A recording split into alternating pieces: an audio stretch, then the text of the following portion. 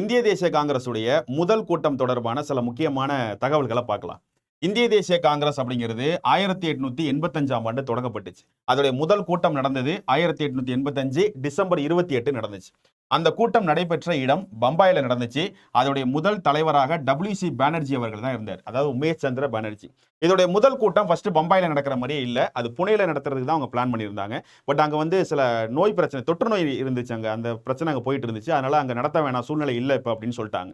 அதனால தான் பம்பாயில நடத்த வேண்டிய சூழ்நிலை ஏற்பட்டுச்சு. எந்த இடத்துல பம்பாயில அப்படின்னா கோகுல்தாஸ் தேஜ்பால் கல்லூரி வளாகத்துல தான் இந்த முதல் கூட்டம் இந்திய தேசிய காங்கிரஸுக்கு நடந்துச்சு.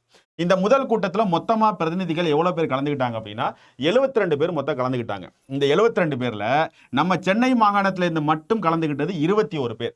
சென்னை மாகாணம்னா அர்த்தம் என்ன? அப்ப சென்னை மாகாணம்னா தமிழ்நாடு, கேரளா, ஆந்திரா இவங்கெல்லாம் ஒண்ணாம் சேர்ந்த ஒரு பகுதி தான் சென்னை மாகாணம்னு அழைக்கப்படும். இப்ப இருக்கிற மாதிரி கிடையாது. ஆங்கிலேயர் இருக்கிற வரைக்கும் அப்படிதான் இருந்துச்சு. ஸோ அப்ப சென்னையிலிருந்து மொத்தமா 21 பேர், சென்னை மாகாணத்திலிருந்து. அந்த 21 பேர்ல தமிழ்நாட்டிலேருந்து எவ்வளவு பேர்னு கேட்டா 16 பேர், ஆந்திரால இருந்து 5 பேர். இதுதான் டோட்டலா நம்ம 21 பேர் அப்படின்னு சொல்றோம். இந்த முதல் கூட்டத்தில் கலந்துகிட்ட எண்ணிக்கை. ஸோ இந்த முதல் கூட்டத்தில் நிறைய தீர்மானங்கள் நிறைவேற்றப்பட்டுச்சு. மொத்தம் எத்தனை அப்படின்னு கேட்டீங்கன்னா 8 தீர்மானங்கள் மொத்தம் நிறைவேற்றப்பட்டுச்சு.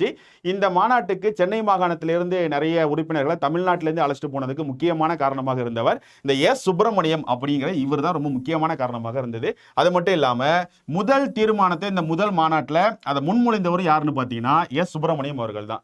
இந்த 16 பேர் தமிழ்நாட்டிலிருந்து கலந்துக்கிட்டாங்கன்னு படிக்கிறோம்ல, அதுல சில முக்கியமான உறுப்பினர்களை பாருங்க. S Subramaniar, V Ananthachariar, P Rangaiah, Kesavar, இவங்க எல்லாரும் இந்த 16 பேர்ல இருக்கிற முக்கியமானவர்கள். அது மட்டும் இல்லாம இந்திய தேசிய காங்கிரசுடைய தந்தை என அழைக்கப்படுறவர் யாரு?